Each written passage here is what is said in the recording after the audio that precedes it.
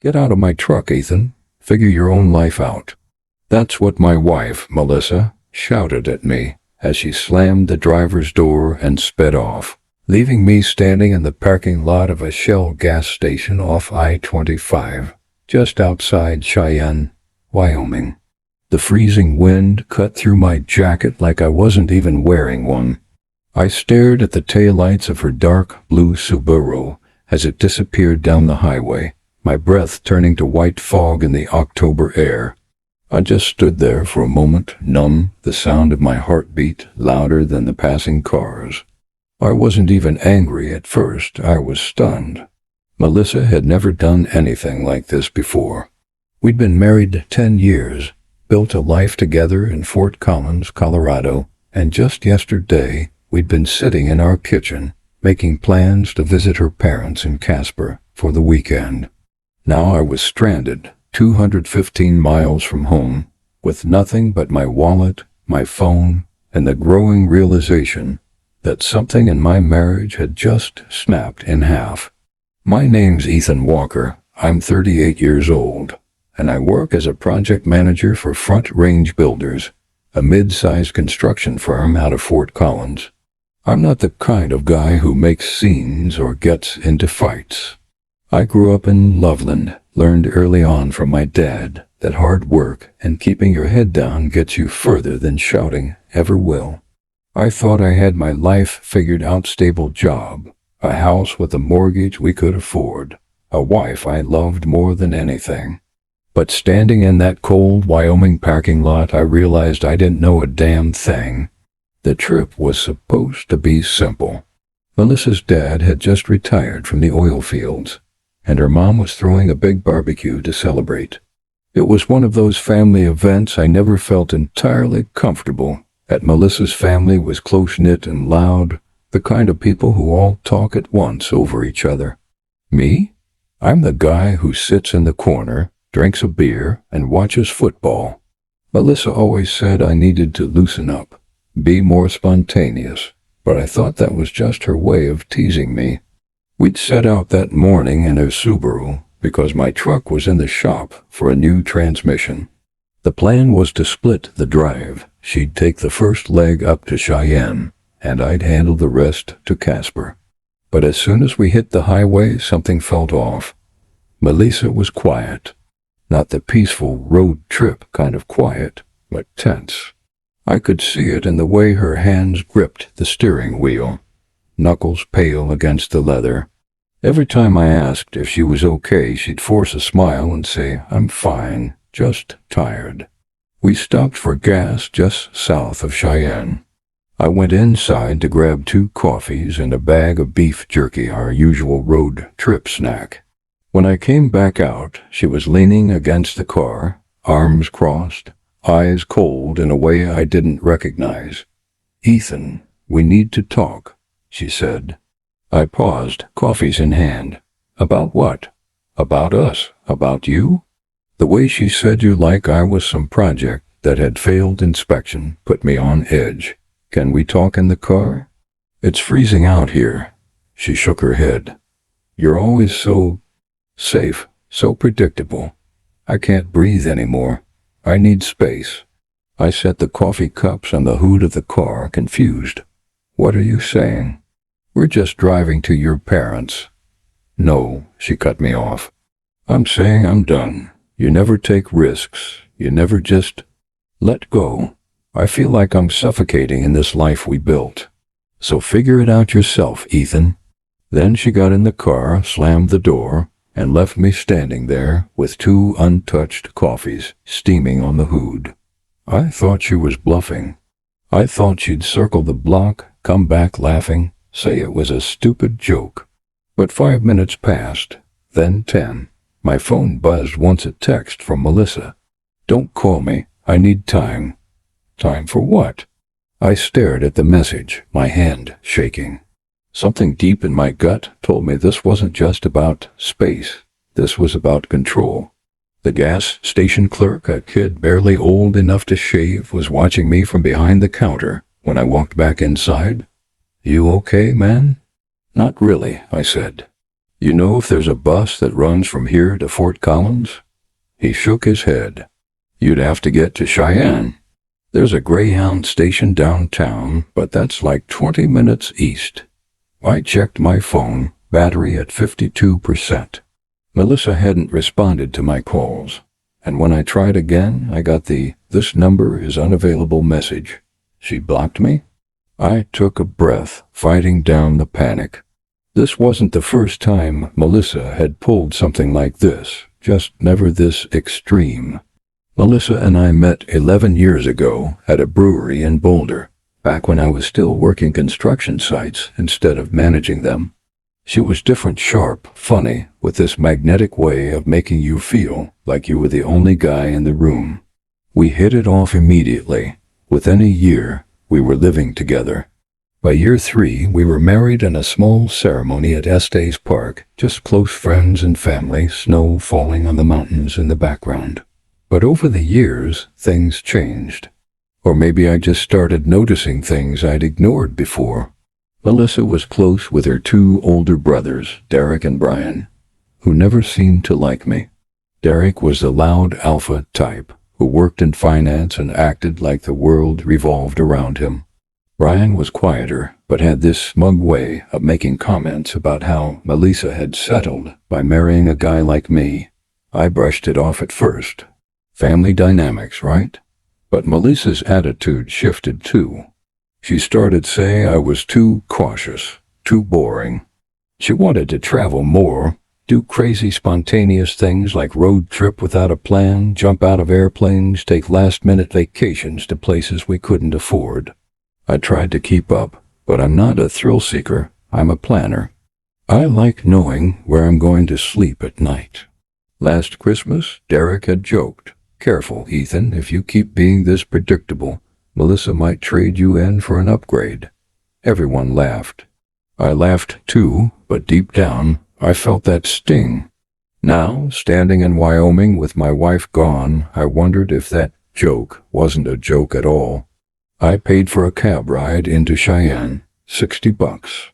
The driver, a grizzled guy with a trucker cap and a voice like sandpaper, glanced at me in the rear view. "Get in a fight with the missus?" he asked. "Something like that." "Cheyenne's where marriages come to die," he chuckled.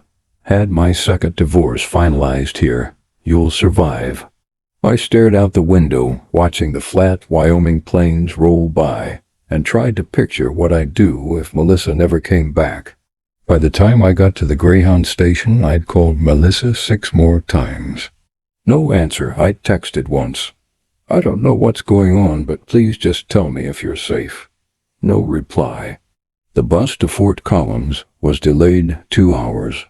I sat on the cold plastic bench, scrolling through our old photos, camping trips, our first house, the cabin we rented in Estes Park the weekend we got engaged.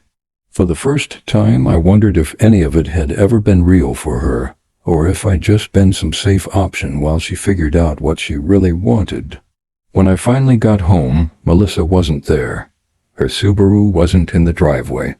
The house was dark, exactly like we'd left it that morning. I waited. An hour, 2 hours, midnight came and went. No call, no text. I slept on the couch, phone in my hand, half expecting her to come through the door with some wild excuse. But when I woke up the next morning, the house was still empty. And that's when I found the messages. Melissa's laptop was on the dining table, half open. She'd never been good at logging out of things. I didn't mean to snoop, not at first, but curiosity and fear are dangerous things when combined. I clicked on her messages. There they were. A group chat with her brothers, Derek and Brian. Screenshots of my texts, shared with laughing emojis. Comments like, "Derek, Ethan's never going to get it. He's too soft." Melissa, "I'm thinking of teaching him a lesson this weekend." Brian, "Do it. He needs to man up." My stomach dropped. Scrolling further, I found plans for the Cheyenne trip, discussing how she'd leave me for a while to figure things out. It wasn't just spontaneous, it was planned humiliation. I sat there, reading every word, my hands trembling. These were people I'd spent holidays with, bought gifts for, cooked dinner for. They were talking about me like I was some idiot they couldn't wait to break. Something inside me cracked. I stared at the laptop screen for what felt like hours, my breath coming in shallow bursts. Every message I read twisted the knife a little deeper. They weren't just mocking me, they were plotting ways to undermine me, laughing about my every move.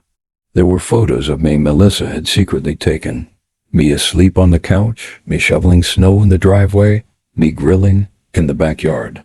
Under one photo of me fixing the deck, Derek had written, "Look at him. Thinks being handy makes him worth keeping," Melissa replied with a string of laughing emojis. I'd been with this woman for a decade.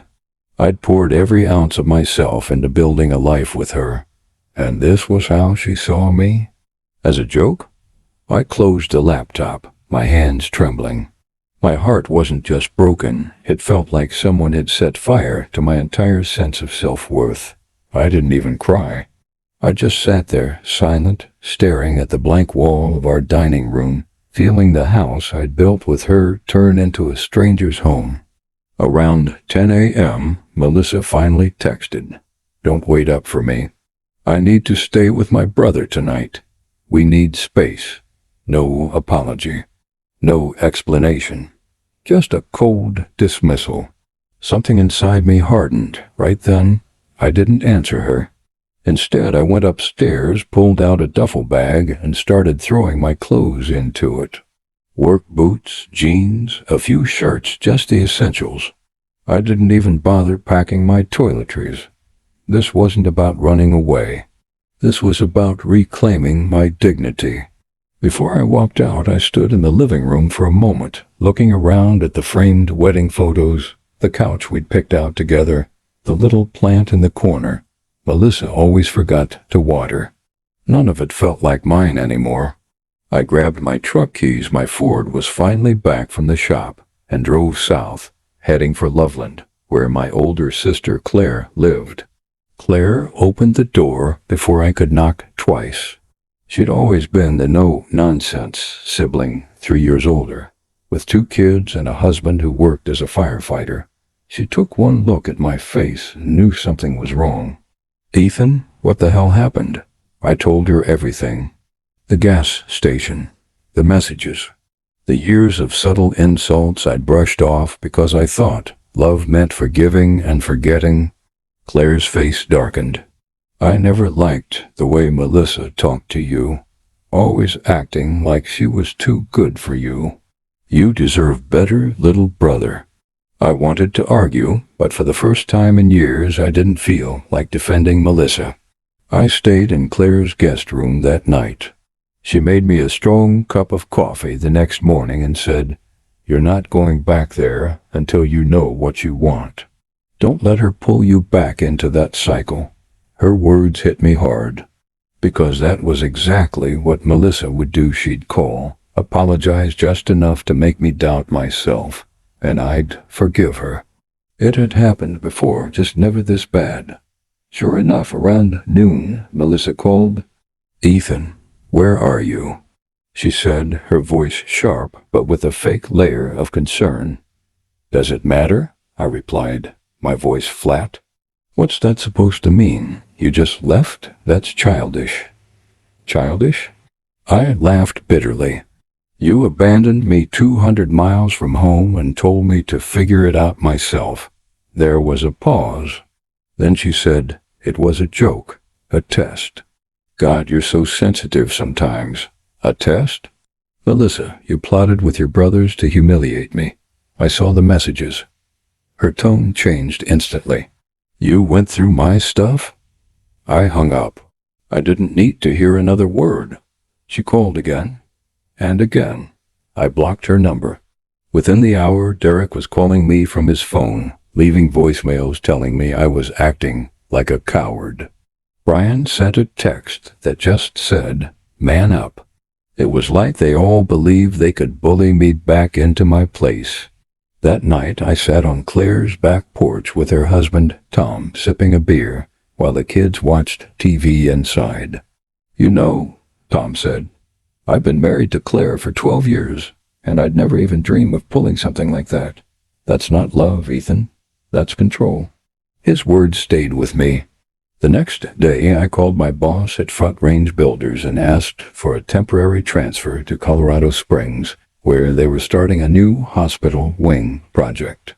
He agreed. It would mean staying in a company-owned apartment, but it was work and distance from Melissa. By the weekend, I'd moved my stuff out of the Fort Collins house. I didn't leave a note. I didn't owe her that. Melissa didn't take it well. The calls started first. Dozens of them every day from numbers I didn't recognize. Then came the emails, the angry texts from Derek and Brian accusing me of abandoning the marriage. One evening, I came home from work to find Melissa parked outside the apartment complex in Colorado Springs. She was sitting in her Subaru, engine running. I walked up to the car and she rolled down the window. "Ethan, get in. We're going home." "No, we're not," I said calmly. "You're really going to throw away 10 years because of a stupid joke?" "Jokes don't involve months of planning," I shot back. Her expression hardened. "You think you can just walk away? I'll make sure you regret this." That was the moment I knew she'd never change. I contacted a divorce lawyer, Rachel Warren, a sharp, no-nonsense attorney based in Colorado Springs. When I told her the story, she raised an eyebrow. "Do you have proof of this harassment? The group messages?" "Yes," I said, pulling out my phone. She scanned the screenshots I'd saved. "Good. We're not just filing for divorce, we're going to make sure she doesn't take you for a ride financially." When Melissa was served the papers, she lost it. She called Claire, screaming that I was ruining her life. Derek sent me a text saying, "You'll pay for this." Rachel told me to ignore them all. Block, block, block. Anything they say can and will be twisted in court. While the divorce process dragged on, I threw myself into work. The Colorado Springs Hospital project was intense, but it gave me something to focus on. Within 3 months, I'd been promoted to site supervisor. I also started hitting the gym again, something I hadn't done since my 20s. Every morning before work, I'd run a couple miles, lift weights, and by the time I got to the site, I felt sharper than I had in years. For the first time in a decade, I wasn't living for someone else's approval. I wasn't bending over backward to make Melissa happy. Of course, Melissa wasn't going quietly. She started spreading lies, telling mutual friends that I'd gone crazy, that I'd left her without warning. She even called my parents, telling them I was having a mental breakdown. When my mom called, worried, I told her the truth. She was shocked. "Ethan, I had no idea. We thought she was so sweet." "Yeah," I said bitterly. "So did I." The divorce hearing was set for March. Melissa showed up with a high-priced lawyer, trying to claim I'd abandoned her and should pay spousal support. Rachel, cool as ice, handed the judge a stack of evidence. Screenshots of the group chat, Melissa's texts, even social media posts of her and her brothers out drinking in Cheyenne the night she left me. Melissa's face went pale as the judge read through the evidence. Based on this, the judge said, the court finds no evidence of abandonment by the respondent. Divorce is granted and assets will be divided equally with no spousal support. Melissa tried to speak up, but the judge shut her down. Walking out of that courtroom felt like stepping out of a prison I didn't know I'd been living in. Rachel shook my hand. "You did the right thing, Ethan. Go build the life you deserve." And that's exactly what I did.